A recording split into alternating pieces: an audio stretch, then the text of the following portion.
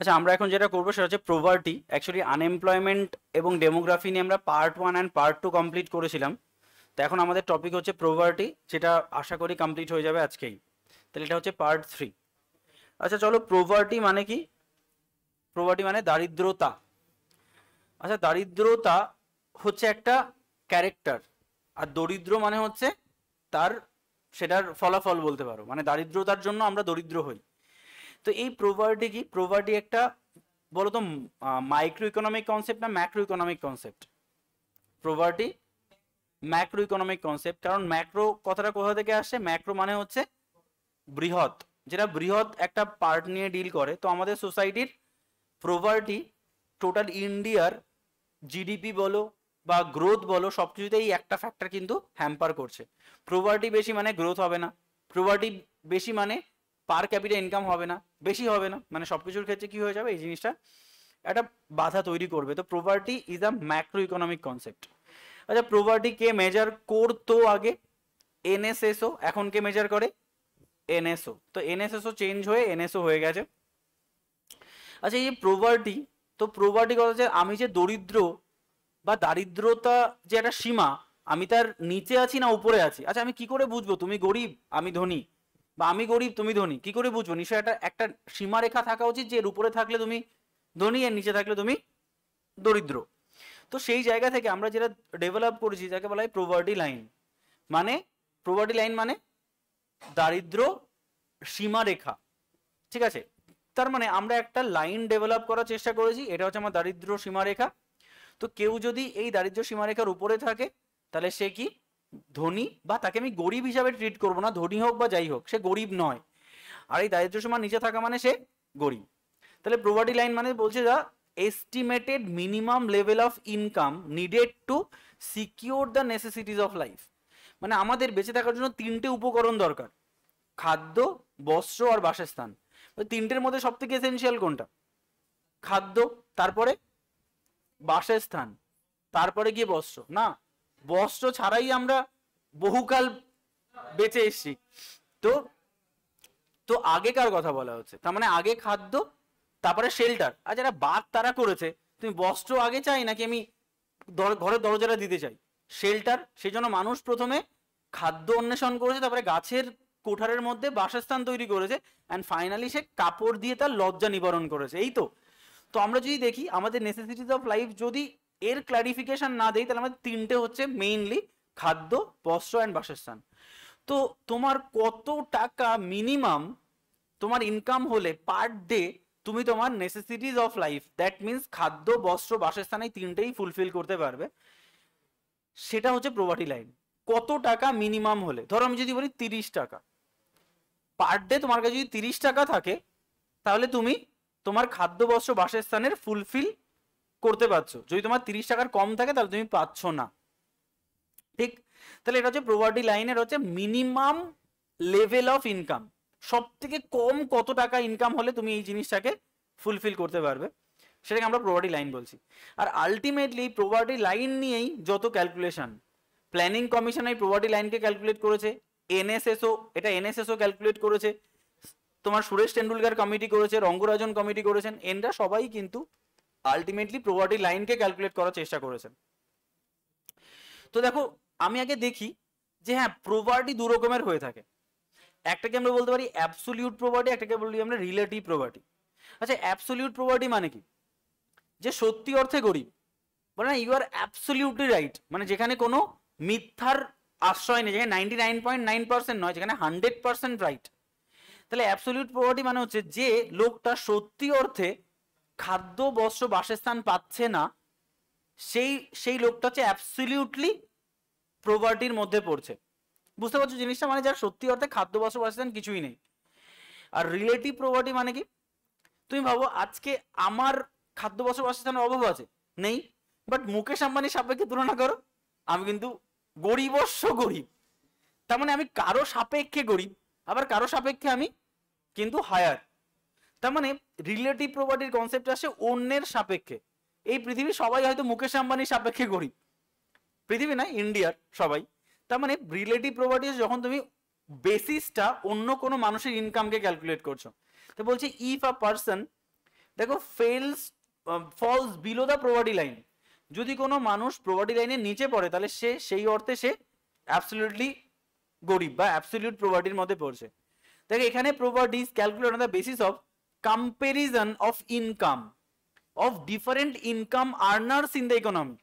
মুকেশ আম্বানির সঙ্গে রতন টাটার সঙ্গে তোমার অন্য যে কেউ একজন আদার ক্লাস আদানি, ঠিক আছে, এরকম ব্যাপার। তো এরকম ভাবে আমরা যখন ডিফারেন্ট ইনকাম গ্রুপের মধ্যে ক্যালকুলেট করব তখন সেটা হয়ে যাবে রিলেটিভ প্রভার্টি। এখানে বলছে এই অন্য অর্থে, ইন আদার ওয়ার্ডস, দেখো by relative poverty we mean a person is how much poor than the other developed nation. মানে অন্য দেশের তুলনায় আমার দেশ কতটা গরিব, বা অন্য একটা মানুষের তুলনায় আমার এ কতটা গরিব, সেই পুরো ব্যাপারটাকে আমরা কিন্তু রিলেটিভ প্রভার্টির মধ্যে ফেলছি, ঠিক আছে। আচ্ছা দেখো গরিব হওয়ার শর্ত কি বা কারণ কি? Slow growth rate of economy. আচ্ছা দেখো এমপ্লয়মেন্ট হচ্ছে না, চাকরি হচ্ছে না, তো ডেফিনেটলি আমার দেশ এগোবে কি করে? দেখো ইনইকুয়ালিটিস অফ অ্যাসেট ডিস্ট্রিবিউশন। আচ্ছা আমরা দেখবে 20-80 একটা রুল রয়েছে, মানে 20% ওয়েলথ থাকে 80% মানুষের কাছে, আর 80% ওয়েলথ থাকে 20% মানুষের কাছে। মুকেশ আম্বানির একার কাছে যা ওয়েলথ আছে সেটা আমাদের সারা ইন্ডিয়ার হয়তো 20% মানুষের ইনকাম যোগ করেও সেটা হবে না। তার মানে এই ইন্ডিয়াতে নয়, এই পৃথিবীতে 20% ওয়েলথ রয়েছে মাত্র 80% মানুষের কাছে, আর 80% ওয়েলথ রয়েছে মাত্র 20% মানুষের কাছে। This is 20-40 rule. তার মানে অ্যাসেট ডিস্ট্রিবিউশনটা ঠিকঠাক নেই, সেই জন্য অ্যাসেট ডিস্ট্রিবিউশনটাকে ঠিকঠাক রাখার জন্য রবিনহুড কনসেপ্ট চলে এসেছিল। রবিনহুডের কাজ হচ্ছে বড় লোকের কাছ থেকে ছিনতাই করো, গরিবের মধ্যে ডিস্ট্রিবিউট করে দাও। This is the perfect example of asset distribution বা equal asset distribution. Rapid population growth, তাই নয়? খুব স্বাভাবিক, এর জন্য আমরা গরিব হচ্ছি। Unemployment, inflation. তুমি ভাবো আজকে যদি ইনফ্লেশন রেটটাও অ্যাটলিস্ট কম হতো, তুমি ভাবো এমনি আমার হাতে টাকা নেই, 1 কেজি চালের দাম 20 টাকা, তো সেই চালের দাম যদি আছে 14 টাকা হতো, তাহলে আমি অ্যাটলিস্ট 2 কেজি চালের কাছাকাছি একটা কিনতে পারতাম। তাই আলটিমেটলি ইনফ্লেশন রেটটা কম হলেও আমরা কি বলতে পারি? আমরা বলতে পারি যে প্রভার্টিটা বাড়বে বা কমবে, ঠিক আছে। এই হচ্ছে তোমার কজ। আচ্ছা মেজার্স কি, মানে কিভাবে সলভ করতে পারবে? উল্টোটা দেখো, তোমার আলটিমেটলি গ্রোথ রেট কমে গেছে, এগ্রিকালচার, ইন্ডাস্ট্রি, সার্ভিস সেক্টরে গ্রোথ রেট বাড়াও, পপুলেশন কন্ট্রোল করো, ইনফ্লেশন কন্ট্রোল করো, আনএমপ্লয়মেন্ট দাও, যাই আছে তাকে হ্যাঁ বা না করে দাও, তাহলে অ্যান্সার হয়ে যাবে। তাই এটাই কি মেজার্স। আচ্ছা আলটিমেটলি তুমি যদি দেখো এই মেজার্স করার জন্যই আমাদের এখন গভর্নমেন্ট 5 ইয়ার প্ল্যান, নীতি আয়োগ, আলটিমেটলি এত প্ল্যানিং সব কি প্রভার্টিটাকে কমানোর জন্য। আচ্ছা নেক্সট হচ্ছে একটা কনসেপ্ট হেড কাউন্ট রেশিও, যাকে আমরা কি বলি HCR।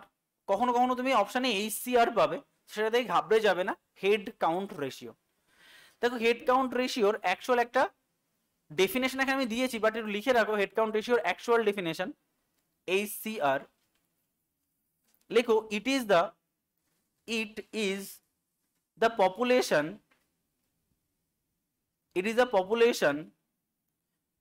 proportion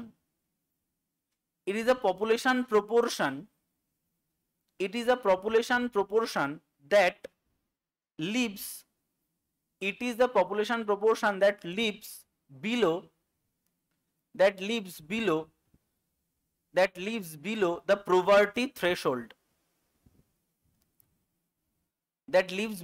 poverty threshold, তার মানে এখানে সহজ ভাষায় বলা হয়েছে the percentage of people living below poverty line, মানে প্রভার্টি লাইনের নিচে যত সংখ্যক মানুষ, যত পার্সেন্ট মানুষ রয়েছে তাকে আমরা বলি হেড কাউন্ট রেশিও। মানে কি আমরা প্রত্যেকটা বাড়িতে গিয়ে হেড কাউন্ট করছি, এই হেডটা কতগুলো হেড প্রভার্টি লাইনের নিচে রয়েছে, তাই কে বলা হচ্ছে ইট is the population proportion that lives below the poverty threshold বা প্রভার্টি লাইন, প্রভার্টি লাইনের নিচে যারা রয়েছে। আচ্ছা এর ক্যালকুলেশন যদি দেখা যায়, HCR ইজ ইকুয়ালস টু, বড় করে দাগ দিয়ে বলতে হবে, total number of BPL people below poverty level বা below poverty line, তো total number of BPL people by total population into 100, এটা হচ্ছে actual measurement HCR, total number of BPL people by total population into 100, এটা হচ্ছে head count ratio. আচ্ছা, ইন্ডিয়াতে কত rate লিখে রাখো, 21.9% হচ্ছে ইন্ডিয়ার হেড কাউন্ট রেশিও বা প্রভার্টি লাইন বা প্রভার্টি, ঠিক আছে। আচ্ছা, নেক্সট দুটো কার্ভ খুব গুরুত্বপূর্ণ এই প্রভার্টি চ্যাপ্টারটার সঙ্গে, একটা হচ্ছে কুজনেট কার্ভ, আরেকটাকে বলা হয় লরেঞ্জ কার্ভ। আচ্ছা, আরেকটা কার্ভ তোমরা আনএমপ্লয়মেন্টে পড়েছো, এটা কি ফিলিপস কার্ভ। আচ্ছা, কুজনেট কার্ভটাকে তুমি যদি দেখো তাহলে কুজনেট কার্ভের ডেফিনেটলি কার্ভটাকে একটু এঁকে নাও, তাহলে এটা হচ্ছে তোমার কুজনেট কার্ভের একটা হচ্ছে এক্স অ্যাক্সিস, এটা ওয়াই অ্যাক্সিস। আচ্ছা, এই কুজনেট কার্ভ অ্যাকচুয়ালি কি দেয়, ইনকাম ইনইকুয়ালিটির কনসেপ্টটাকে ও ব্যাখ্যা করে। তাহলে এখানে লিখে রাখো এক্স অ্যাক্সিসে বা ওয়াই অ্যাক্সিসে লেখো income inequality, income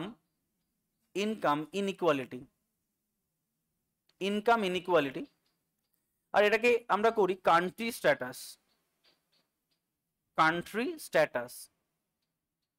income inequality, আর এটাকে আমরা বলছি কান্ট্রি স্ট্যাটাস। কুজনেট কার্ভ কি বলছে, উনি বলছেন যে income inequality and country status অনেকটা এরকম ভাবে একটা কার্ভ তৈরি করে। কিভাবে, এখানে লিখে রাখো দিস ইজ আন্ডার ডেভেলপড,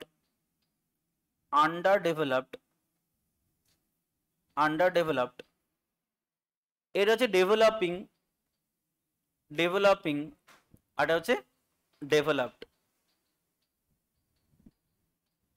এটা হচ্ছে ডেভেলপড, তাহলে একটা হচ্ছে আন্ডার ডেভেলপিং, আর হচ্ছে ডেভেলপড, ঠিক আছে। তাহলে বলো আন্ডার ডেভেলপড নেশনে ইনকাম ইনইকুয়ালিটি বেশি না কম? আন্ডার ডেভেলপড নেশনে ইনকাম ইনইকুয়ালিটি বেশি না কম? আরে কার্ভে লেখা রয়েছে বলে বেশি, এই কার্ভে বেশি লাগছে তোমার, আন্ডার ডেভেলপডে কম। তো যত উপরে যাবে ইনকাম ইনইকুয়ালিটি বাড়ছে, তাহলে আন্ডার ডেভেলপ যখন ডেভেলপিং এর দিকে যাচ্ছে ইনকাম ইনইকুয়ালিটি বাড়ছে না, আর উপরে যাও ডেভেলপিং এর দিকে যাচ্ছে ইনকাম ইনইকুয়ালিটি বাড়ছে। তাহলে সব থেকে বেশি ইনকাম ইনইকুয়ালিটি কোথায় থাকে? ডেভেলপিং কান্ট্রিতে থাকে, তাই নয়? কেন আন্ডার ডেভেলপডে তোমার ইনকাম ইনইকুয়ালিটি কম? কারণ আন্ডার ডেভেলপড মানেই হচ্ছে সেখানে মানুষের ইনকামই কম। তাহলে মানুষের আন্ডার ডেভেলপমেন্ট যেখানে ডেভেলপের জায়গা নেই বা ডেভেলপড হচ্ছে না, সেখানে মানুষের ইনকাম কম আর টোটাল পপুলেশন কম বা বেশি হোক যাই হোক না কেন, আলটিমেটলি সবারই ইনকাম কম, তার মানে ইনকাম ইনইকুয়ালিটি কম। দেখো ডেভেলপিং নেশনে কি হচ্ছে, কোন একটা সেক্টর বুম হয়, কোন একটা সেক্টর রিসেসে চলে যায়, তাই নয় কি? তাহলে যে সেক্টর বুম হচ্ছে সেই সেক্টরে বিরাট প্রফিট হচ্ছে, সেখানকার মানুষ বিরাট প্রফিটেবল হচ্ছে, আর যে সেক্টরটা রিসেশনে পড়ে যাচ্ছে সেই সেক্টরটা তোমার ইনকাম ইকুয়ালিটি কমে, মানে ইনকাম ইকুয়ালিটি বেড়ে যাচ্ছে কারণ ইনকামটা কমে যাচ্ছে। বুঝতে পারছো? তাহলে ডেভেলপ নেশনে ইনকাম ইনইকুয়ালিটি সব থেকে বেশি হয়। তুমি যদি আবার খেয়াল করো যে আবার যখন মানুষ ডেভেলপের দিকে যায় ইনকাম ইনইকুয়ালিটি কি হয়? কমতে থাকছে না? দেখো এখানে ইনকাম ইনইকুয়ালিটি কত কম ডেভেলপড নেশনে, আর একদম সব থেকে কম ডেভেলপড নেশনে। কেন? এখানে সবাই ডেভেলপড, সবার তোমার ইনকাম রয়েছে। ওখানে যে ভিক্ষা করে তার ইনকাম হয়তো আমাদের থেকেও 5 গুণ বেশি, ঠিক আছে? হ্যাঁ, ইউএসএ ইউকেতে ওখানে ওটা গিটার বাজায় আর ভিক্ষা করে, দেখো কত মানুষ টাকা দেয়, আর আমাদের 1 টাকা দেয়, ওদের $1 দেয়, মানে 60 গুণ বেশি ইনকাম, তাই না? তো ব্যাপারটা কি, ডেভেলপ নেশনে সবাই ধনী, ঠিক আছে, আর ওখানকার যে ড্রেস পরে ওরা ভিক্ষা করে সেই ড্রেস হয়তো আমাদের এখানে দিলে তারও বিরাট দাম, ঠিক আছে? এই হচ্ছে সিনারিও, ঠিক আছে? তুমি তাহলে কি কুজনেট কার্ভ কি বলছে, সব থেকে বেশি ইনকাম ইনইকুয়ালিটি কোথায় থাকে? ডেভেলপিং নেশনে, ঠিক আছে? দেখো এটাই বলছে according to Kuznets curve economic inequality increases while country is developing. যখন ডেভেলপিং হতে থাকে তখন ইনকাম ইনইকুয়ালিটি বাড়তে থাকে। Then after a certain average income is attained, ঠিক আছে, the inequality begin to decrease. তাহলে ইনইকুয়ালিটি আবার কি হয়, কমতে থাকে, মানে ধীরে ধীরে বাড়তে থাকে, দেন আবার একটা সার্টেন লেভেলে যাওয়ার পরে পিকে পৌঁছানোর পরে আবার কমতে থাকে, সেটাই বলছে ক্রুসেন্ট কার্ভ। তোমাকে পরীক্ষায় কোশ্চেন দেবে কোন স্ট্যাটাস ওয়ালা কান্ট্রির ইনকাম ইনইকুয়ালিটি সব থেকে কম, অ্যান্সার কি হবে, ডেভেলপড কান্ট্রি। ঠিক আছে, আচ্ছা বলো তো কোনটাকে তুমি বেশি পাওয়ারফুল বলবে, যে আমার দুজন মানুষ 2 টাকা ইনকাম, ঠিক আছে, আর আমার 200 টাকা ইনকাম দুজন মানুষ, সেম তো ইনকাম ইনইকুয়ালিটি, দুটো ক্ষেত্রেই তো সেম, ওর 1 টাকা 1 টাকা আর 100 টাকা 100 টাকা, সেম তো ইনকাম ইনইকুয়ালিটি, কিন্তু কোনটা বেশি পাওয়ারফুল, না যেটা 200 টাকা, তাই বললে তো 200 টাকা, তার মানে ডেভেলপড নেশনেরও ইনকাম ইনইকুয়ালিটি কম, আন্ডার ডেভেলপডের ইনকাম ইনইকুয়ালিটি কম, তুমি তোকে ইকুয়াল স্ট্যাটাস দেবে কি না, এরা বেশি গ্রোথ সেটাকে বেশি টাকায় ডিস্ট্রিবিউট করতে পেরেছে, মানে এদের পাওয়ার অনেক বেশি, তার মানে ইনকাম ইনইকুয়ালিটি সব থেকে কম কোথায় হয়, ডেভেলপ নেশনের। ঠিক আছে, ইন্ডিয়া ডেভেলপিং স্ট্যাটাস, তাই ইনকাম ইনইকুয়ালিটি এতটাই হয়, যেখানে দেখবে মানুষের ইনকাম নেই, আনএমপ্লয়মেন্ট চারিদিকে, আর এত পপুলেশন হলে কিছু করার নেই, গভর্নমেন্ট কি করবে, এত পপুলেশন হলে কিচ্ছু করার থাকে না। তো ইন্ডিয়াকে তো গালাগাল দিয়ে লাভ নেই, মানুষই আমরা সচেতন নই, তো আমরা কি করব। আচ্ছা নেক্সট দেখো লরেন্স কার্ভ কি বলেছে, লরেন্স কার্ভের ছবিটা এঁকে নাও, ছবিটা এঁকে নাও, লেখো একদিকে লেখো পার্সেন্টেজ অফ পপুলেশন, এদিকে লেখো পার্সেন্টেজ অফ পপুলেশন বা পিপল, পার্সেন্টেজ অফ পিপল, আর এদিকে লেখো পার্সেন্টেজ অফ ইনকাম, এদিকে লেখো পার্সেন্টেজ অফ ইনকাম, এই দিকটা পার্সেন্টেজ অফ ইনকাম আর এই দিকটা percentage of population.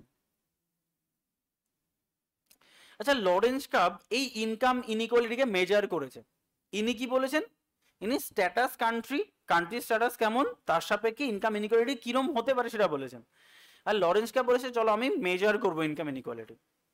Lawrence curve বলেছে, ধরো আমি এখানে ডেটা দিচ্ছি তাহলে বুঝতে সুবিধা হবে, তো এখানে তোমার 25, ঠিক আছে, এটা কত 50, এটা কত 75, এটা কত 100, তাহলে 25 50 75 100, এটাও কত 25, এটা 50, এটা 75, এটা 100, তার মানে কি তুমি ভাবো income inequality, zero income inequality হলে তোমার ছবিটা কোন কিরম ভাবে যাবে, জিরো ইনকাম ইনইকুয়ালিটি হলে এরকম ভাবে যাবে না, এরকম ভাবে যাবে, তার মানে কেন এরকম ভাবে যাবে, যখন 25% পিপল তখন 25% ইনকাম ইনইকুয়ালিটি, যখন 50% পিপল তখন 50% ইনকাম ইনইকুয়ালিটি, সেম 75% তো 75%, সেম 100% তো 100%, this is indicate there is no income inequality. তখন আমি এটাকে মুছে দিয়ে একটা কাজ করছি যে this is indicate no income inequality, তাই লিখছি নো ইনকাম ইনইকুয়ালিটি, এই লাইনটাই হচ্ছে নো ইনকাম ইনইকুয়ালিটি। কিন্তু ইন রিয়েলিটি এটা কি হয় না, যে কোনো দেশেই ইনকাম ইনইকুয়ালিটি আছে, সেটা ডেভেলপড হোক, আন্ডার ডেভেলপড হোক বা ডেভেলপিং হোক। তো যেটা ডেভেলপড নেশন, আমি তোমাকে এমনি উদাহরণ দিচ্ছি, যেটা ডেভেলপড নেশন তার ইনকাম ইনইকুয়ালিটি কিরকম হবে, এরকম হবে, তাই না, কেন অনেকটা ওর মতো, হয়তো এর 25, এখানে যখন 25 তখন এর হয়তো 24, এর যখন 50 তখন এর হয়তো 48, তার মানে দেখো প্রায় কাছাকাছি গেছে না এই ডেটাটা, এটা ডেভেলপড নেশনের ক্ষেত্রে। আচ্ছা আন্ডার ডেভেলপের ক্ষেত্রেও অনেকটা এরকম হবে, তাই না, এদের ইনকাম কম তো ইনকাম ইনইকুয়ালিটিও কম, সেই সিনারিও। কিন্তু আমাদের ধর্তব্যের বিষয় কি, ইন্ডিয়ার ইনকাম ইনইকুয়ালিটি হাই, তার মানে ইন্ডিয়া কিরকম একটা গ্রাফ তৈরি করবে বলো তো, এরকম একটা গ্রাফ তৈরি করবে, ওই লেভেল থেকে অনেকটা পিছিয়ে যাবে না, সরে যাবে, এর মধ্যে একটা গ্যাপ তৈরি করবে। কেন দেখো, যখন 25% পপুলেশন তখন হয়তো 10% ইনকাম ইনইকুয়ালিটি, ঠিক, যখন 50% পপুলেশন তখন 25% ইনকাম ইনইকুয়ালিটি, যখন 75% তখন ইনকাম ইনইকুয়ালিটি কত, এটা মানে যত আমার পপুলেশন বাড়ছে তত ইনকাম ইনইকুয়ালিটি বাড়ছে। এটুকু ক্লিয়ার তো সবার কাছে, তাহলে ইন্ডিয়ার গ্রাফটা কেমন হবে ইনকাম ইনইকুয়ালিটির কনটেক্সটে, এরকম হবে, এরকম হবে। আচ্ছা এবার তুমি ভাবো, আমি যদি এই প্লেসটাকে এ বলি আর এই প্লেসটাকে বি বলি, এবং আমি যদি এরকম একটা লাইন ডেভেলপ করি, ধরো এই 100% পপুলেশন, ঠিক আছে, বা তোমার ধরো আমি ছবিটাকে আর একটু ভালো করে আঁকছি, তাহলে একটা তোমার ত্রিভুজের মতো তৈরি করছি, ধরো এরকম জায়গাটা যদি হয় 100 100, তো এটাই তো ইনকাম ইনইকুয়ালিটির নেই কোনো, তাহলে 100 এবার ধরো ইন্ডিয়ারটা আমি আবার একটু আঁকছি এরকম ভাবে, এরকম ভাবে, বা যাই হোক না কেন ধরো তুমি এরকম ভাবে কেটে গেছে, কিন্তু আমি এটাকে এরকম ভাবে আপাতত আঁকছি। তা তুমি একটা জিনিস ভাবো, আমরা গ্রাফে এরিয়া একটা বিরাট ফ্যাক্টর কাজ করে না? দেখবে এস এস তোমার আর ভি মানে ভেলোসিটি ডিস্টেন্স গ্রাফ অলওয়েজ আমরা এরিয়া দিয়ে বিচার করি, যেখানে গ্রাফ তোমরা করেছো কিনা। তো তুমি ভাবো এখানে তুমি যদি দেখো একটা কোএফিসিয়েন্ট আমরা এখান থেকে মেজার করতে পারি, this is called Gini coefficient. এই Gini coefficient indicate the inequality rate, মানে ইনকাম ইনইকুয়ালিটি কেমন গিনি কোএফিসিয়েন্ট দেখে আমরা ইজিলি মেজার করতে পারবো। এখানে বলছে area of A by area of A plus B, এটাকে তুমি যদি করো তাহলে তুমি পাবে গিনি কোএফিসিয়েন্ট। কেন এরিয়া অফ এ? চলো এরিয়া অফ এ মানে কতটা বলো তো, এই যেটা হলুদ কালার দিয়ে মার্ক করছি this is the area of A. আর তুমি যদি এখানে চলে যাও বি এরিয়া, তাহলে বি এরিয়া কোনটা হবে? এই জায়গাটা হবে তোমার বি এরিয়া। তার মানে তুমি যদি এই এ এরিয়াকে এ প্লাস বি এরিয়া দিয়ে ভাগ করো তাহলে এই ভ্যালুটা বাড়বে না কমবে বলো তো? মানে আচ্ছা বলো তো জিরো কখন হয়? যখন এই এ এরিয়াটা যত কাছে যাবে ততই ভ্যালুটা কমবে না? তার মানে উপরের ভ্যালুটা যত পুরোর সঙ্গে মিশে গেছে, মানে এ ইকুয়ালস টু কত? জিরো। কেন? কারণ there is no income inequality, that's why এর উপর দিয়ে চলে গেছে পুরো রেখাটা, তাই তো? এরকম ভাবে গেছে, খেয়াল করছো জিনিসটা?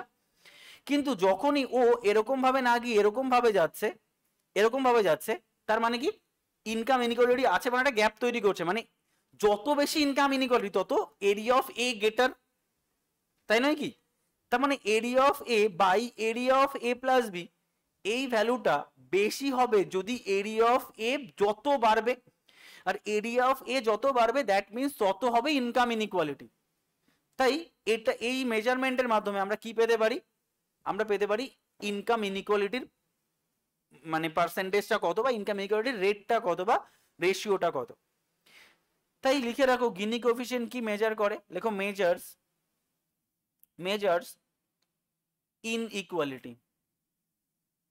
ইনইকুয়ালিটি। তাই দেখো আমি একটা কথা বলেছিলাম যে 20% লোকের কাছে থাকে 80% আর 80% লোকের কাছে 20%, তো 80-20 রুল, ঠিক আছে? তো সেটাই এখানে বলা হয়েছে। আমি দেখো এই যে দুটো জিনিসটা বললাম না, জাস্ট নিজের মতো করে যখন নিজে নোট বানিয়েছিলাম তখন বোঝার চেষ্টা করেছিলাম প্রচুর যে গিনি কোএফিসিয়েন্ট কি বা লরেন্স, সেই সময়টা লিখেছিলাম যে হাইপোথেটিক্যাল যে কনসেপ্ট সেটা হচ্ছে এটা, যে এটা তো হাইপোথেটিক্যাল কনসেপ্ট এই দাগটা, আর রিয়েল কন্ডিশন কি হয় এরকম। তাই আমি এই দুটো বাংলা দিয়ে বোঝার চেষ্টা করেছিলাম যে this is the Lawrence curve. তাহলে ক্লিয়ার এবার আমার কাছে গিনি কোএফিসিয়েন্ট। আচ্ছা এবার আমি চলে যাচ্ছি মেজারমেন্ট অফ প্রবার্টিতে। How we can measure the poverty, প্রবার্টিকে আমরা কি করে মেজার করতে পারি?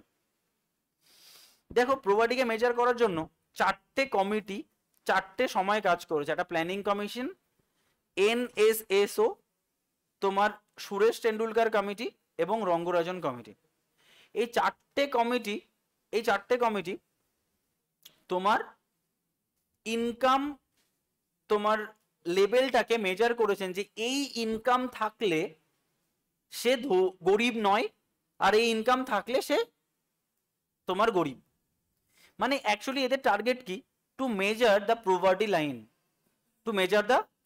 লাইন, প্রত্যেকেরই টার্গেট হচ্ছে প্রভার্টি লাইন। তো তোমাকে পরীক্ষায় কোশ্চেন দেবে যে এরা কে কিভাবে মেজার করেছে। আচ্ছা এটা জানার আগে আমরা একটু এর পুরো প্রসেসটা একটু জেনে নিই। লেখো মেজারমেন্ট অফ অ্যাবসলিউট প্রভার্টি বলে হেডিং করো, measurement of absolute poverty, measurement of absolute poverty. তারপরে আমরা ওই চারটে কমিটির সম্পর্কে পড়বো। আচ্ছা মেজারমেন্ট অফ অ্যাবসলিউট প্রভার্টি তুমি যদি দেখো তাহলে প্রথম যেটা সেটা হচ্ছে ইউআরপি মেথড, নেক্সট হচ্ছে এমআরপি মেথড, অ্যান্ড থার্ড যেটা সেটা হচ্ছে MMRP মেথড। তাহলে মেজারমেন্ট অফ অ্যাবসলিউট প্রপার্টি তিনটে পার্ট, ইউআরপি, এমআরপি, এমএমআরপি। মানে আমরা তিনটে মেথডস এর মাধ্যমে প্রপার্টি মেজারমেন্ট করতে পারি। ইউআরপির ফুল ফর্ম কি? Uniform reference period. Uniform reference period, uniform reference period. আচ্ছা, এমআরপি মানে মিক্সড রেফারেন্স পিরিয়ড। এমএমআরপি মানে মডিফাইড মিক্সড রেফারেন্স পিরিয়ড। তাহলে uniform reference period, mixed reference period and modified reference period, এই তো তিনটে সেগমেন্ট, ইউআরপি, এমআরপি, এমএমআরপি। আচ্ছা, তাহলে কি করে হচ্ছে? আচ্ছা, ইউনিফর্ম রেফারেন্স পিরিয়ডে বলা হচ্ছে যে লেখো, আচ্ছা ছোট ছোট করে লিখে রাখো, এখানে লেখো consumption data, consumption data, consumption data for all items, consumption data for all items are collected for 30 days reference period. Consumption data for all items are collected for 30 days reference period. মানে আমরা 30 দিন এর reference period নিচ্ছি কি all আইটেমের। মানে এই 30 দিনে আমরা যা যা কনজাম্পশন করছি, সেইগুলোকে আমরা কি করব? আমরা মেজার করব এবং তার বেসিসে আমরা একটা রেফারেন্স বার করব, তাতে আমরা পেয়ে যাব ইউআরপি মেথড। ইউনিফর্ম মানে সব। আচ্ছা, মিক্সড মানে চলো দেখে নাও। মিক্সডের মধ্যে আমরা যেটা করছি, করো নাম্বার 1 হচ্ছে কনজাম্পশন ডেটা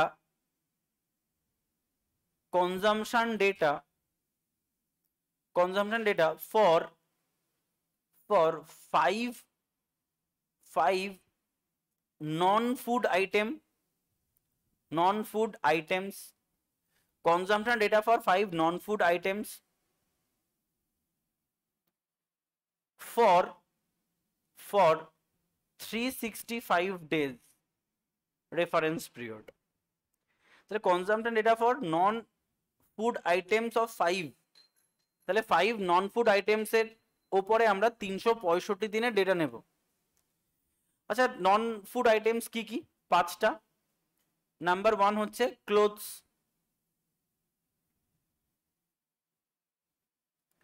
ক্লোথস মানে পোশাক। ফুটওয়্যার্স মানে কি? জুতো। নাম্বার 3 হচ্ছে ডিউরেবল গুডস, DURABLE গুডস, মানে বাসনপত্র যেগুলো আমাদের লাগে রান্না বান্না করার জন্য। নেক্সট হচ্ছে তোমার এডুকেশনাল এক্সপেন্সেস,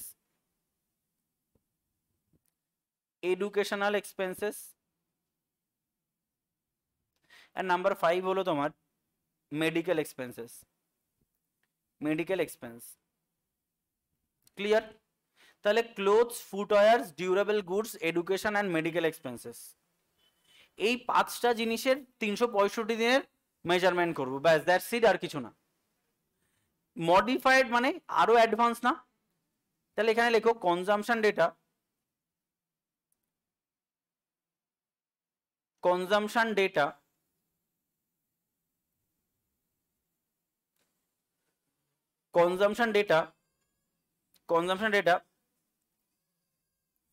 of বা for,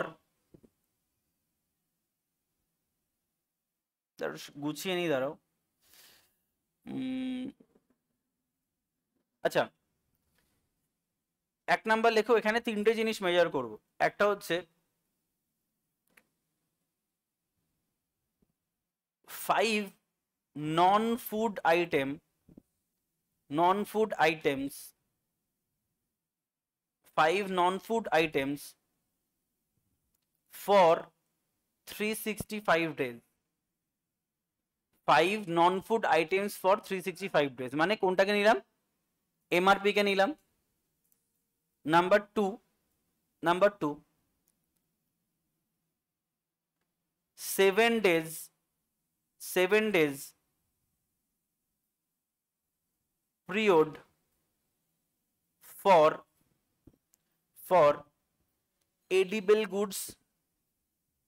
edible goods, মানে যেটা আমরা খাই, edible goods, eggs, fish, meats, vegetable, fruits,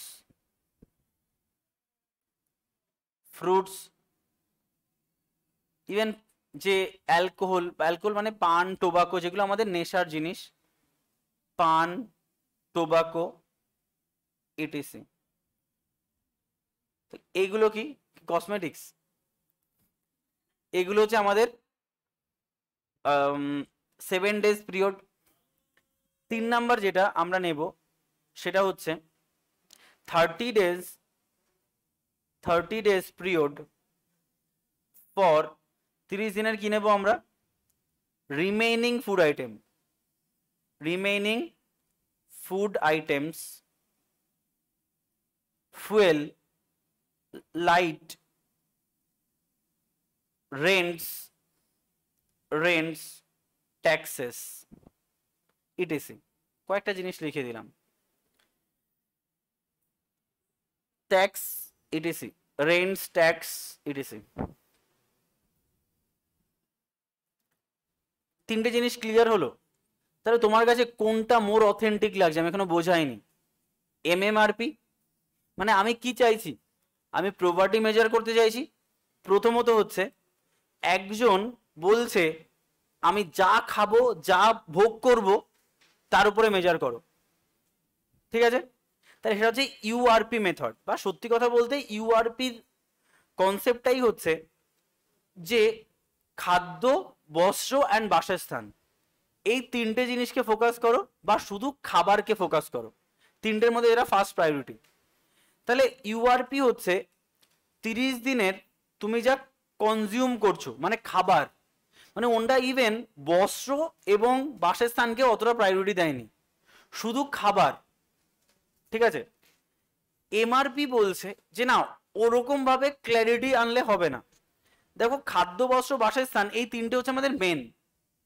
তো আমি ইউআরপিতে ধরে নিচ্ছি খাদ্য, বস্ত্র, বাসস্থান, কারণ আমরা যেটা বাসস্থান যেখানে থাকছি তার ওটা রেন্ট দিচ্ছি, সেটাও তো কনজিউম করছি, বস্ত্র কনজিউম করছি। তো আমি ধরে নিচ্ছি এখানে তিনটে জিনিস, খাদ্য, বস্ত্র অ্যান্ড বাসস্থান, তিনটে জিনিসই রয়েছে। ইনি বলছে ঠিক আছে, তিনটে জিনিস আমরাও রাখছি। উনি এই তিনটে জিনিসকে 5টা নন ফুড আইটেম দ্বারা ভেঙে দিয়েছে। কি? একটা হচ্ছে ক্লোথস, এই যে বললাম বস্ত্র, ঠিক আছে? এখানে কিন্তু ক্ল্যারিটি দেওয়া হয়নি যে বস্ত্র আসবে কি আসবে না, কনজামশন ডেটা মানে কি বুঝতে পারছি না। তাই আরো ক্ল্যারিটি দেওয়ার জন্য উনি নন ফুড আইটেমকে বলেছে কি, একটা হচ্ছে তোমার clothes, footwears, durable goods, educational expenses and medical expenses. মানে মিক্সড রেফারেন্স মেথড মানেই হচ্ছে ইউআরপি প্লাস তার সঙ্গে আরো কিছু মিক্সড অ্যাড করে দাও। মানে উনি কিন্তু আলাদা করে এটাকে মেজার করছে যে নন ফুড আইটেমের এই জিনিসগুলোকে মেজার করতে হয়। আমরা এখানে কি জুতোকে ক্যালকুলেট করে নিই, ক্লোথসকে ক্যালকুলেট করে নিই, মেডিকেল খরচা হতে পারে, এডুকেশন খরচা হতে পারে, এগুলোকে আমরা কিছু ক্যালকুলেট করে নিই। আমরা হয় শুধু খাদ্যকে প্রায়োরিটি দিয়েছি, বা যেটা না হলে নয় সেটাকে প্রায়োরিটি দিয়েছি। তো অন্য কি বলছে না, এটার পাশাপাশি আরো 5টা নন ফুড আইটেমে প্রায়োরিটি দিতে হবে। এটা তো মাস্ট, এটা মাস্ট নিডেড, ইউআরপি নিডেড, ঠিক আছে? তার সাথে আমার এই 5টা নন ফুড আইটেমসকেও ইনক্লুড করতে হবে। এমএমআরপি বলছে না, আমি আরেকটু মডিফাই করব। ভালো করে বোঝো সেন্সটা ডেভেলপ কি করে হয়েছে। কি বলছো? সেকেন্ড এটা, আচ্ছা ধরে নাও এখানে শুধু খাদ্যের উপরে প্রায়োরিটি দিয়েছে, তাহলে বুঝতে তোমার সুবিধা হবে। সেফ কনজাম্পশন, বা তুমি কি গ্রহণ করছো তাই, কি খাচ্ছ, ঠিক আছে? এবার তখনই মাইন্ডে এলো, আচ্ছা শুধু খেয়ে বেঁচে থাকলে তাকে কি আমি প্রপার্টির উপরে বলবো? না, আমার তো পোশাকও লাগবে, থাকার জায়গা লাগবে।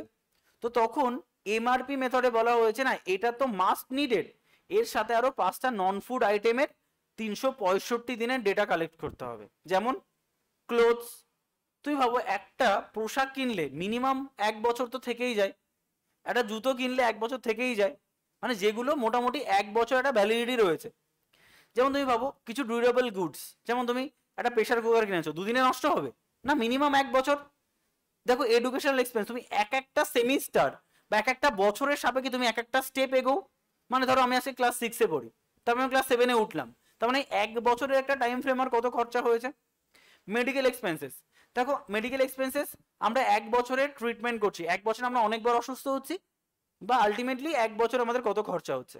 তাহলে এই জিনিসগুলোকে 1 বছরের ডেটা তোমাকে নিতে হবে, প্লাস 30 দিনের কনজামশন ডেটা নিতে হবে। ঠিক, এবার দেখো এমএমআরপি কি বলছে। এমএমআরপি বলছে এটা তো ইউআরপি তো মাস্ট নিডেড, এটা লাগবেই। প্লাস ও কি নিয়েছে, এমআরপি কে নিয়েছে। উনি বলছেন 5টা নন ফুড আইটেমসকে 365 দিন ভেরি গুড, এগুলো আমাদের খাবারের পরেই এসেনশিয়াল জিনিস আমরা নেব। দেখো এরপরে আমরা কোন ডেটাগুলোকে নেব, লাস্ট 7 দিনের ডেটা নেব। দেখো যে জিনিসগুলো তোমার বাড়িতে 7 দিনের বেশি থাকে না, যেমন তুমি একটা মাংস কিনলে 7 দিনের মধ্যে খেয়ে নাও, মাছ কিনলে 7 দিনের মধ্যে খেয়ে নাও, ভেজিটেবলস 7 দিনের মধ্যে খেয়ে নাও। ম্যাক্সিমাম আমরা কি করি, কিছু edible goods, fish, eggs, meat, এগুলো কিন্তু ম্যাক্সিমাম আমরা 7 দিন রাখতে পারি, আদারওয়াইজ সেগুলো নষ্ট হয়ে যাবে। তাই আর সব থেকে বড় ব্যাপার হচ্ছে আমাদের এখন ফ্রিজ আছে, কিন্তু সব কজনের ফ্রিজ আছে দেখবে রাতের বেলায় ভেজে রেখে দেয় যাতে করে সকালবেলা নষ্ট না হয়। ঠিক আছে, যাদের বাড়িতে ফ্রিজ নেই তাহলে এটা ম্যাক্সিমাম আমরা এভাবে 7 দিন ভেজে ভেজে রাখতে পারি। বা রাতের বেলায় গরম করে দেখবে এক ধরনের গ্রামে একটা স্পেশাল ইয়ে পাওয়া যায় যেখানে ঝুলিয়ে রাখা যায়, নাড়ানো যাবে না, ওখানে ঝুলে থাকবে। তো এটা 7 দিন ম্যাক্সিমাম তুমি রাখতে পারো, ফ্রুটস বা ভেজিটেবলস যাই বলো না কেন। আর নন ফুড আইটেমস না, ইউআরপিতে শুধু খাদ্য খাবার, মানে উনি বলছে যে আমরা ভাত খেয়ে বেঁচে থাকতে পারলে আমরা গরিবের উপর, মানে আমরা বডি লাইনের উপরে। তখন ইনি বলছে যে এটা কি ইনহিউম্যান অ্যাক্টিভিটিস, শুধু খাবার, তার কি পোশাক লাগবে না। উনি আলাদা করে এটাকে অ্যাড করলেন যে এটা must needed, URP must needed, ওটা নিয়ে আমরা কোনো কাটাছেড়া করবো না, সাথে আমার আরো 5টা নন ফুড আইটেমস লাগবে। কি সেটা, জুতো লাগবে, ক্লোথস লাগবে, ডিউরেবল গুডস লাগবে, রান্না করার জন্য বাসন লাগবে, এডুকেশন এবং মেডিকেল এক্সপেন্সেস লাগবে। ছিল না, তাহলে এটা কি হলো দেখো, তাই বলছে মিক্সড রেফারেন্স মেথড, আমি আরো কি করলাম, মিক্সড করলাম, কার সঙ্গে, ইউআরপির সঙ্গে, তাই তো। আর এমএমআরপি সেটা হচ্ছে আমি আরো বেশি মডিফাই করলাম, যে এখানে তো আমরা 5 দিনের তোমার এই জিনিসটা মানে 5 নন ফুড আইটেমস এর 365 দিনের ডেটা নিচ্ছি। প্লাস দেখো আমি জবে ডেটা কালেক্ট করতে যাচ্ছি, তার 7 দিনে ওনার কত খরচা হয়েছে এই মিট, ফুড, এগস, এটা সারা বছরের হিসাব করে তো লাভ নেই, কারণ সারা বছর ধরে তুমি ফিশ, ফুড এগুলোকে রেখে দিতে পারবে না। মানে আমি যে সপ্তাহে সার্ভে করছি সেই সপ্তাহের আগে 7 দিন উনি কত টাকা, কত ফিশ, ফুড এগুলো খরচা করেছেন, তাকে আমি ইনটু করব আমার ক্যালকুলেটিভ ডেজের সঙ্গে। প্লাস যে ডেটাগুলো 30 দিন স্টে করে, যেমন দেখো ফুয়েল, বাইকে ফুয়েল ভরো 30 দিন চলবে, 30 দিন পরে আবার ভরতে হবে, এরকম ব্যাপার। দেখো আমরা ইলেকট্রিক বিল মাসে মাসে দেই না, এখন 3 মাস অন্তর অন্তর, কিন্তু মাসে মাসে হিসাবই তো হয় ইলেকট্রিক বিল। বাড়ির রেন্ট আমাকে ফিজ কতদিন অন্তর অন্তর দাও, 1 মাস অন্তর অন্তর। তাহলে যেগুলো 1 মাস অন্তর অন্তর বিচার হয় তাকে তুমি কখনো বলো তো বাড়ির রেন্ট 7 দিনে হিসাব করো না। তাহলে যে জিনিসটা আমরা 30 দিন হিসাব করি তার 30 দিনের ডেটা, লাস্ট 30 দিনের ডেটা, যেগুলো কাইন্ড অফ ফিক্সড। আমরা এই সপ্তাহে যত এগ, ফিশ, মিট খেয়েছি আর এই মাসে আমি যত রেন্ট, ফুয়েল ইউজ করেছি সেটা 12 মাস ধরে মোটামুটি ফিক্স থাকে। আর এটা 365 দিনের জন্য আমার কালেক্ট করতে হবে। এটা নিয়ে আমরা যখন মেজার করব তখন এমএমআরপি হবে। বলতো যদি ইউআরপি বলে যে তোমার 27 টাকা হলে সারা দিনে তোমার খাবার হয়ে যাবে, 27 টাকা হলে তোমার খাবার হয়ে যাবে, বলতো এমআরপিতে তার দামটা বেশি লাগবে না কম লাগবে, 27-এর বেশি লাগবে না কম লাগবে, বেশি লাগবে। তো বলবে তোমার 35 টাকা হলে তোমার হয়ে যাবে, কেন আরো ক্লথস, ফুটওয়্যারস মানে পার ডে হিসাবে হচ্ছে। এটাকে আমরা নিচ্ছি কত, 365 দিনে, তো পার ডেতে আরো 2 টাকা 1 টাকা বেড়ে যাবে। একটা পোশাক তুমি যে একটা পোশাক 365 টাকা দিয়ে কেনো, তাহলে পার ডেতে 1-1 টাকা করে বেড়ে গেল না। বলো তো এমএমআরপি তে আরো বেশি লাগবে না? তাহলে এটা ও বলছে আমার 48 টাকা লাগবে, লজিক্যালি তাই। তাহলে তুমি বলো তো গভর্নমেন্ট কোনটাকে অ্যাকসেপ্ট, গভর্নমেন্টের কোনটা অ্যাকসেপ্ট করা উচিত? এমএমআরপি। গভর্নমেন্ট এমএমআরপি অ্যাকসেপ্ট করলে গভর্নমেন্টের ক্ষতি কোথায়? হ্যাঁ, ভেরি গুড, সংখ্যাটা বেড়ে যাবে। তুমি বলো তো আমার 100 জন পাবলিক রয়েছে, তো 100 জনের মধ্যে 30 জন তার ইনকাম 27-এর কম, তাহলে অ্যাকর্ডিং টু ইউআরপি মেথড আমার প্রপার্টি রেট ইজ 30%, 30 জনের কম। যদি আমি এই 100 জনের মধ্যে হিসাব করি যে না আমি এমআরপি মেথডের মাধ্যমে প্রপার্টি ক্যালকুলেট করব, তো 35 টাকার উপরে রয়েছে, নিচে রয়েছে হয়তো তোমার 37 জন, তাহলে অ্যাকর্ডিং টু এমআরপি আমার প্রপার্টি রেট কত হয়ে যাবে? 37%। না আমি মেজার করব এমএমআরপি নিয়ে, 48 টাকার কম কজন আছে? 57%, তাহলে আমার এমএমআরপি তে প্রপার্টি রেট কত হয়ে যাবে? 57%। তো গভর্নমেন্ট কোনটা শো করতে যাবে, আমার প্রপার্টি বিরাট এটা নাকি আমার প্রপার্টি কম? কম। এবার বলো যদি গভর্নমেন্ট এটাকে অ্যাকসেপ্ট করে তো তাহলে গভর্নমেন্ট কি হবে? গভর্নমেন্ট বলো সবাই বুঝতে পারে গভর্নমেন্ট একটা পুরো পলিসি অ্যাপ্লাই করেছে, তাহলে গভর্নমেন্ট মিক্সড পন্থা নেবে, মধ্যম পন্থাতে গভর্নমেন্ট কোনটাকে অ্যাকসেপ্ট করবে? এমআরপি কে। ভাই এত কিছু দরকার নেই, এত কিছু করতে গেলে আমার আর প্রপার্টি দেখাতে হবে শুধু, তাই গভর্নমেন্ট এই রিপোর্টটাকে অ্যাকসেপ্টই করেনি, এখনো অবধি করেনি। তাহলে গভর্নমেন্ট আগে এই রিপোর্টটা ফলো করেছিল, পরবর্তীকালে এমআরপি মেথড এটাকে আসার পরে গভর্নমেন্ট বলছে হ্যাঁ এটাকে আমরা নিতে পারি, কারণ এটার মধ্যে কিছুটা আমার রেট বাড়ছে, এটাকে আমি নিতে পারি। তো গভর্নমেন্ট এটাকে অ্যাকসেপ্ট করেছে, বাট এটাকে অ্যাকসেপ্ট করেনি। তাহলে আমরা দেখলাম কি মেজারমেন্ট মেথডস, তাহলে তাহলে এই মেথডগুলো ইউজ করে কেউ না কেউ মেজার করেছে। তাহলে প্রথমত কে মেজার করেছে? প্ল্যানিং কমিশন, তারপরে এনএসএসও মেজার করেছে, তারপরে সুরেশ টেন্ডুলকার করেছে, তারপরে রঙ্গরাজন করেছে। আচ্ছা এনএসও যে মেথডটা মেজার করেছে তার নাম হচ্ছে ইউআরপি মেথড, সুরেশ টেন্ডুলকার যেটা মেজার করেছে সেটা হচ্ছে এমআরপি মেথড, আর রঙ্গরাজন যেটা করেছে সেটা হচ্ছে এমএমআরপি মেথড। তাই তাহলে বলো কার রিপোর্টটা অ্যাকসেপ্ট করে নাই? রঙ্গরাজনের রিপোর্ট অ্যাকসেপ্ট করেনি, কারণ রঙ্গরাজনের রিপোর্টটা খুব রিসেন্ট রিপোর্ট, 2012 সাল থেকে 2013 সালের রিপোর্ট, ঠিক আছে। আর সুরেশ টেন্ডুলকারের রিপোর্ট হচ্ছে 2005। তো এটা গভর্নমেন্ট এখন সুরেশ টেন্ডুলকারের রিপোর্ট অনুযায়ী প্রপার্টি কি করে? মেজার করে। তাহলে দেখো কিন্তু প্ল্যানিং কমিশন আবার কোথা থেকে এলো? প্ল্যানিং কমিশন প্রথম মেজার করেছিল, উনি এই টাকা পয়সায় মেজারই করেনি, উনি কিসে মেজার করেছে? দেখো মেথড বলছি, তাহলে এটা কি কনজামশন এক্সপেন্ডিচার মেথড, মানে আমি একটু আগেই বললাম যাকে বলি আমরা ইউআরপি মেথড। দেখো মিক্সড রেফারেন্স মেথড, দেখো লেখাই রয়েছে মিক্সড রেফারেন্স পিরিয়ড, আর এটা হচ্ছে মডিফাইড মিক্সড রেফারেন্স পিরিয়ড মানে এমএমআরপি, ক্লিয়ার। কিন্তু এরা করেছে ক্যালোরি ইনটেক বা নিউট্রিশনাল স্ট্যান্ডার্ড লেভেল দেখে ওরা কিন্তু মেজার করেছে। তো ওইসব ছাড়ো, ওনার কথা হচ্ছে টাকা পয়সা না, আমার বেঁচে থাকার জন্য কত ক্যালোরি দরকার, মানে অনেকটা এই মেথডটাই না কনজামশন, তাহলে আমি কি পরিমাণ এনার্জি দরকার তার বেসিসে, কারণ এনার্জি ডিফাইন করছে আমি কত টাকা বা কত, তোমার টাকা বেশি থাকলে আমি এনার্জি বাড়াতে পারবো, বা ক্যালোরি মানে একটা মানুষের বেঁচে থাকার জন্য কত ক্যালোরি দরকার। তাহলে ওয়ে কি? Average calorie intact, average calorie intact. তো রুরাল এরিয়াতে কত ক্যালোরি যদি কারো শরীরে 2400 ক্যালোরি কেউ যদি দিতে পারে রুরাল এরিয়াতে, তাহলে সে প্রপার্টি লাইনের উপরে। আর যদি আরবান এরিয়াতে 2100 ক্যালোরির উপরে সে এনার্জি নিতে পারে মানে খেয়ে, তাহলে সে প্রপার্টি লাইনের উপরে পার ডে। তাহলে per day average calorie intact is 2400 and 2100, clear? হ্যাঁ কি বলো বলো? সেই জন্য তো আস্তে আস্তে করে মডিফিকেশন এসছে, কেউ একটা সূত্র না দিলে তার মডিফিকেশন কি করে আসবে? তাহলে উনি প্রথমে বললেন যে ক্যালোরি ইনটেকের বেসিসে আমরা করব।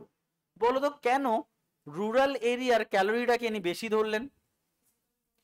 রুরাল এরিয়ার মানুষ ফিজিক্যাল ওয়ার্ক বেশি করে, দ্যাটস ওয়াই রুরাল এরিয়াতে ক্যালোরি ইনটেক 2400 বেশি হতে হবে, আর আরবান এরিয়াতে 2100 বেশি হতে হবে।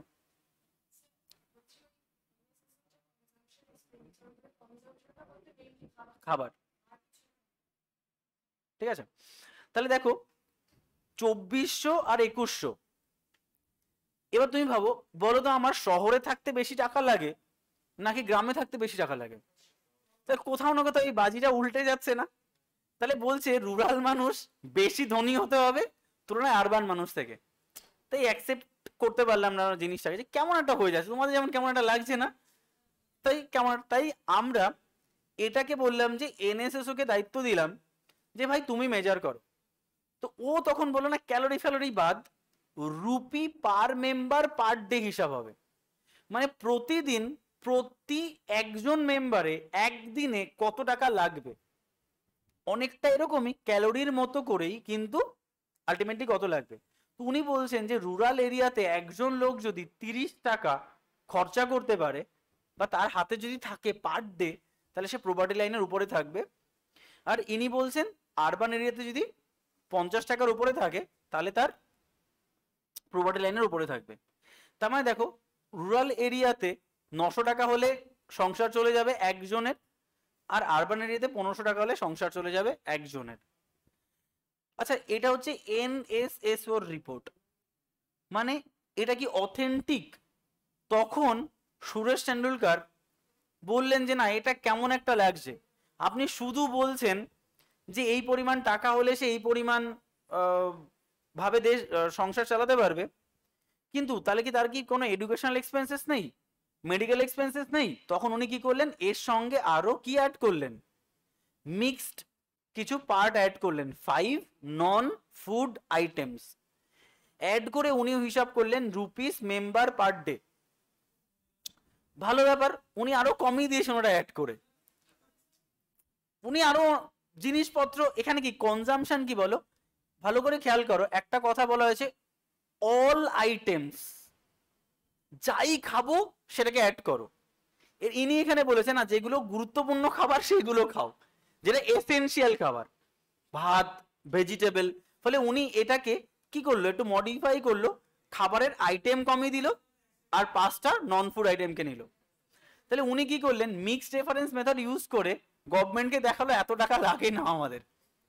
এর মধ্যে কিন্তু অ্যালকোহলও রয়েছে, টোবাকো সব রয়েছে, যা খাবো সব, শুধু খাবার। উনি বলছেন না, আমি দেখো আরো অনেক বেশি অথেন্টিক পদ্ধতি দেখাচ্ছি, 27 টাকা এবং 33 টাকা, দেখো কি সুন্দর, 816 টাকা হয়ে গেল, আর এটা 1000 রুপিস হয়ে গেল। গভর্নমেন্ট কেন এটাকে অ্যাকসেপ্ট করেছে, কারণ এক তো আমি অথেন্টিসিটি বেশি দিচ্ছি, প্যারালালি আমার টাকাও কম লাগছে। তো গভর্নমেন্ট সুরেশ টেন্ডুলকার কমিটির রিপোর্টটাকে দেন অ্যান্ড দেয়ার অ্যাকসেপ্ট করে নিল বেরোনোর সাথে সাথে।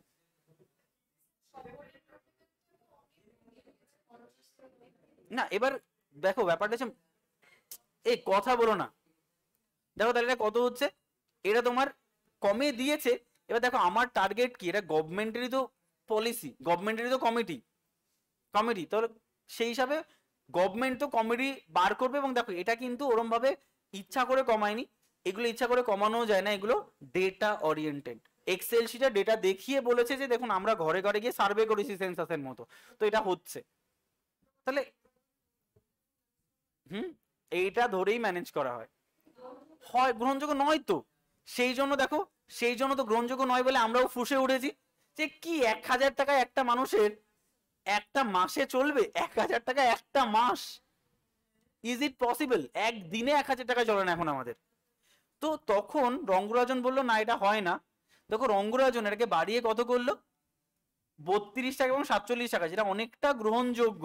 বাট গভর্নমেন্ট দেখছে যে এই রিপোর্ট অনুযায়ী আমাদের 29% প্রপার্টি হয়ে যায়, আর এই রিপোর্ট অনুযায়ী আমাদের 21% প্রপার্টি হয়, তাহলে আমি কোনটাকে অ্যাকসেপ্ট করবো? গভর্নমেন্ট দেখাবে তো আমার প্রপার্টি কম, তাই গভর্নমেন্ট অ্যাকসেপ্ট করেছে সুরেশ টেন্ডুলকার কমিটির রিপোর্ট, বাট রঙ্গরাজন কমিটির রিপোর্ট অ্যাকসেপ্ট করেনি।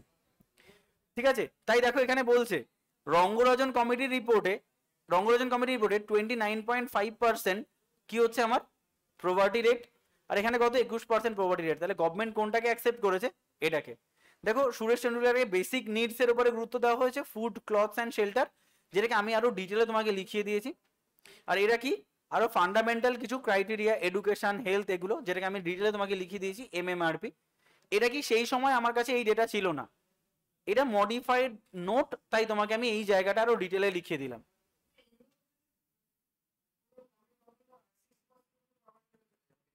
তারও বেশি, অনেক বেশি হয়ে যাবে না। এমআরপি ধরে এখনো 21.9%ই রয়েছে, কারণ এখনো তোমার কত, আরে কার কাছে 27 টাকা থাকে না পার ডেতে বলো তো? ভিকারির কাছেও 27 টাকা থাকে। তুমি ভিকারি যদি সারাদিন বসে থাকে 27 টাকা পাবে না, 500 টাকা পেয়ে যাবে। তার মানে এর তাতেই দেখো 100 জনে 21% লোকের 27 টাকা ইনকাম নেই। তাহলে অবস্থাটা ভাবো, ঠিক আছে। এবার দেখো এখানে কিছু ডেটা বলছে যে হাইয়েস্ট হাইয়েস্ট প্রপার্টি রেশিও, এই ডেটাগুলো আমি এখন বলবো না, এটা নেট দেখবে, দেখে প্রেজেন্ট ডেটাটা অ্যাড করবে। আমার সেই সময় ডেটা ছিল 36 গড়, বাট এখন দেখবে লোয়েস্ট প্রপার্টি রেশিও কত, আন্দামান আর নিকোবর। দেখো দাদাভাই নৌরোজি প্রথম প্রপার্টি লাইনকে এস্টিমেট করেছিলেন। বলো দাদাভাই নৌরোজি আর কি এস্টিমেট করেছিলেন? ন্যাশনাল ইনকাম, আনসাইন্টিফিক ওয়েতে। দেখো দেখো এই যে দণ্ডকার রথ এবং Lakdawala committee is related to the estimation of poverty line, এদেরটা তো পাতেই দেয়নি, এরা আরো কঠিন মেথড ইউজ করেছিলেন। তো এটা এমনি একটা পরীক্ষায় কোশ্চেন দেয় যে এনরাও কিন্তু প্রপার্টি লাইন এস্টিমেশনের জন্য খুব একটা ভূমিকা পালন করেন।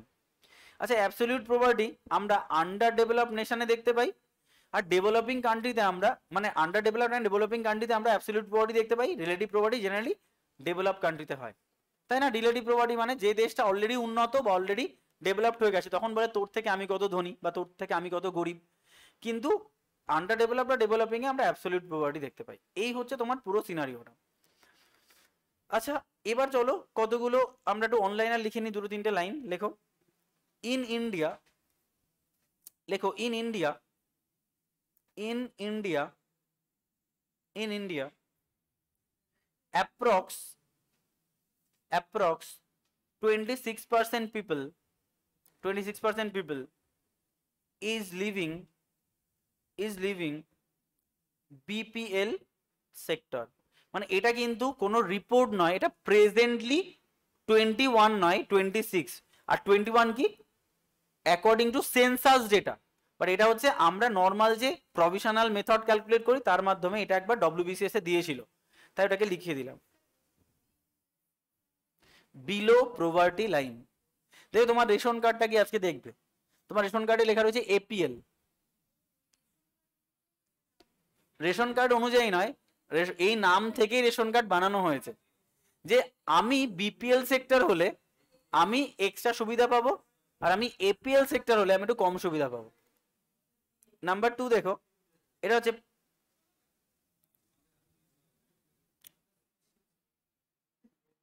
আচ্ছা যদি বলা হয় যে পার্সেন্টেজ অফ পুয়ার, তাহলে আমরা কিন্তু 21.9% করবো।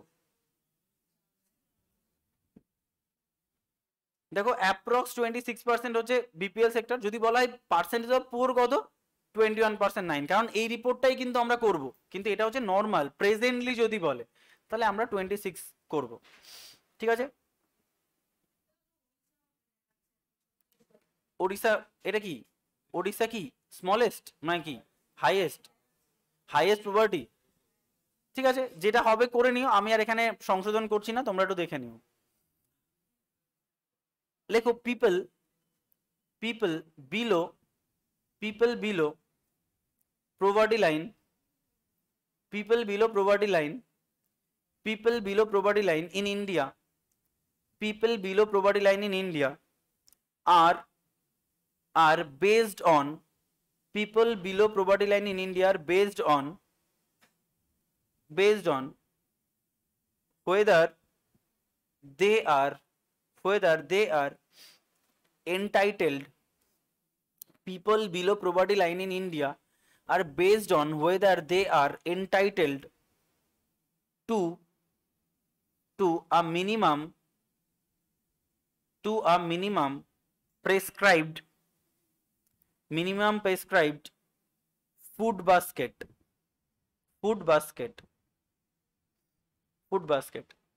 এটা তোমার বিলো প্রপার্টি লাইনের একটা ডেফিনেশন দিয়েছে যে বিপিএল যেটা বলা হচ্ছে বিলো প্রপার্টি লাইন, এটা অ্যাকচুয়ালি বলছে যদি একজন মানুষ মিনিমাম প্রেসক্রাইবড ফুড বাস্কেট, মানে একজন ডক্টর প্রেসক্রাইব করা যে এই খাবার তোমাকে খেতে হবে, সেই খাবারটা যদিও খেতে না পারে তাহলে তাকে আমরা বলবো বিলো প্রপার্টি লাইন। তার জন্যই আমাদের এই রেশন ব্যবস্থা, তাকে গম দেওয়া, চাল দেওয়া, মিনিমাম খাবারটা দেওয়া, এটা বিপিএল সেক্টর। দেখো multi dimensional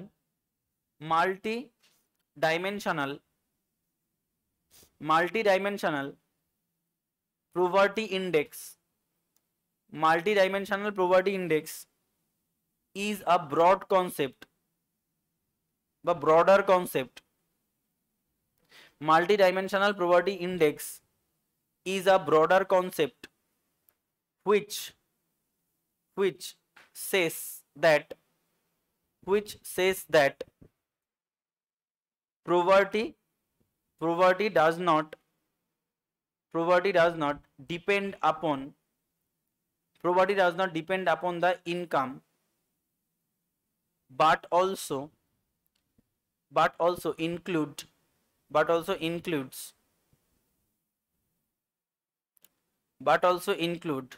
health, education, standard of living. তাহলে বলো মাল্টি ডাইমেনশনাল পভার্টি ইন্ডেক্সটাকে আমি বলতে পারি এমএমআরপি বা এমআরপিও বলতে পারি অনেকটা, বাট মোস্ট অ্যাপ্রোপ্রিয়েটলি আমরা বলতে পারি মাল্টি ডাইমেনশনাল পভার্টি ইন্ডেক্সটা হচ্ছে মিক্সড রেফারেন্স মেথড, মানে যেটা শুধুমাত্র ইনকামের উপরে ডিপেন্ড করে না, health, education, standard of living এর উপরে পভার্টি ব্যাপারটা মানে ডিপেন্ড করে। এই হচ্ছে আমার পুরো পভার্টির ক্লাসটা। তো রেকর্ডিংস অফ করে দিচ্ছে।